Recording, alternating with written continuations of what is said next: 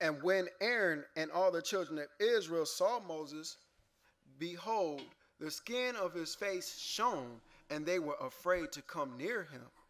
And Moses called unto them, and Aaron and all the rulers of the congregation returned unto him, and Moses talked with them. And afterward all the children of Israel came near, and he gave them in commandment all that the Lord had spoken with him on Mount Sinai. Until Moses had done speaking with them, he put a veil on his face. Why did he put that veil on his face? The same reason why God commanded that veil to be put up in the temple, to hide something. In this case, it was to hide his shining face. Why? Because the children of Israel were afraid of him when they saw his face shining, right? But when Moses went in before the Lord to speak with him, he took the veil off until he came out. And he came out and spake unto the children of Israel that which he was commanded. And the children of Israel saw the face of Moses, that the skin of Moses' face shone. And Moses put the veil upon his face again, and until he went in to speak with him. So we see here, Moses' veil was put on so the children of Israel couldn't see his shining face. Once again, we see the veil representing hiding something, so it can't be seen. Now let's go to 1 Corinthians, because a lot of Christians mess this part of Paul's letters to the Corinthians up. And we're going to get the true understanding of what Paul is talking about. Let's go to 1 Corinthians chapter 3. 1 Corinthians chapter 3, and we're going to pick it up at verse number 13.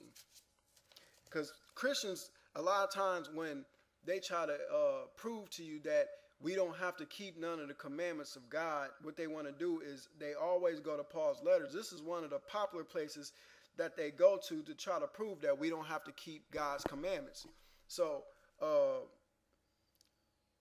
Corinthians, did I even,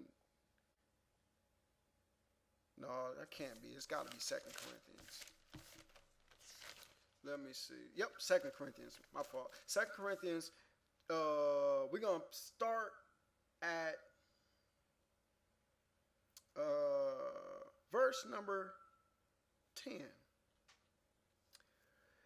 And it reads, for even that which was made glorious had no glory in this respect, by reason of the glory that excelleth. For if that which is done away was glorious, much more that which remaineth is glorious. So we're seeing something that's talking about being done away with, right? Seeing then that we have such hope, we use great plainness of speech, right? And not as Moses, which put a veil over his face, that the children of Israel could not steadfastly look to the end of that which is abolished. Now, first of all, he said that we use great plainness of speech. Anybody understands Moses in the Old Testament? He was, I think he was he had a speech problem. I think he was not a babbler. What is it called when people talk funny? They stutter. He was a stutterer. Y'all got to forgive me. My memory is just going. But Moses was a stutterer. So that's exactly why Paul says that we use great plainness of speech. And then he says, and not as Moses, because Moses was not a great speaker, right? And he says, which put a veil over his face. We read that, right? That the children of Israel could not steadfastly look to the end of that which is abolished. The question is, what is abolished, right? He said that the children of Israel could not steadfastly look to the end of that which is abolished. That's the number one question. What is abolished? So what we're going to do is keep reading for context, because a lot of Christians don't do that, right? And verse 14 reads, but their minds were blinded, for until this day remaineth the same veil untaken away in the reading of the Old Testament, which veil is done away in Christ. So when he's talking about something being done away with and something abolished, he just answered what he was talking about.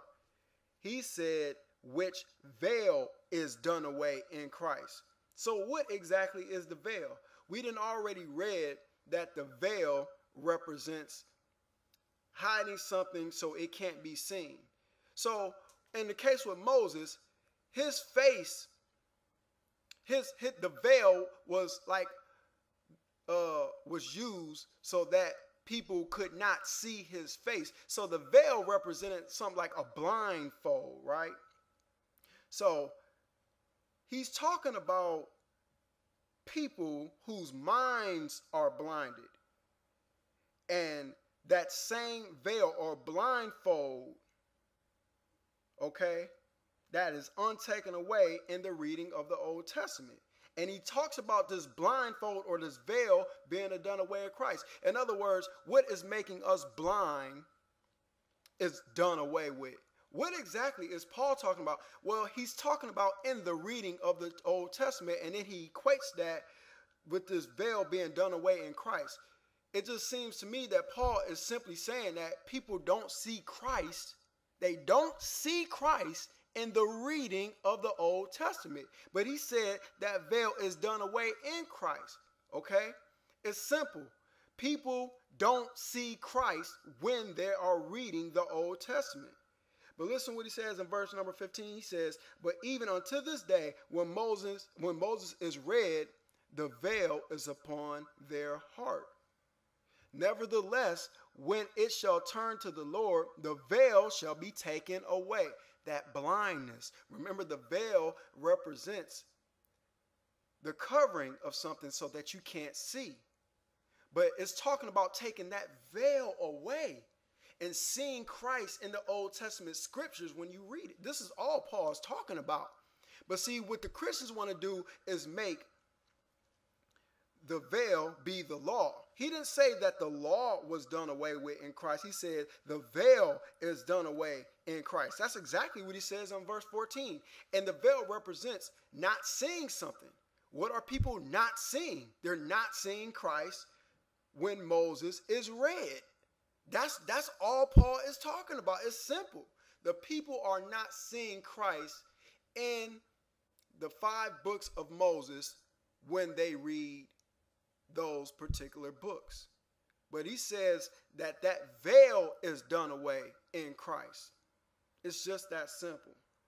But see, like I said before, if you don't pay attention to the Old Testament and you don't understand it, there is no way you're going to understand the New Testament.